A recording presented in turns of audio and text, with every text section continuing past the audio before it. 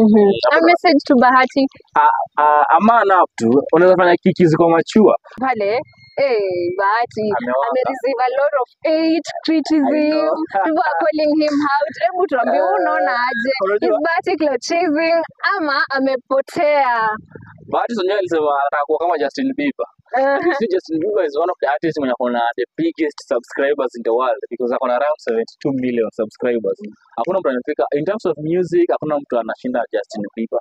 So Bahati is doing all he can na afike hiyo level ya Justin Bieber, which anaweza kufika, but what he's doing ni showbiz. Hiyo ni kitu unafaa waelewe. Bahati anafanya showbiz.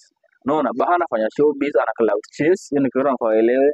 Vitu zote wanafanya they understand what the industry wants. Unaona, and in music industry wanasema as long as you got people talking about it, that's it. So Bahati wao mnaongelea hivyo, the more anaendelea kufanya hizo vitu zake. So kama una feel Bahati kubo, atende kuiongelea.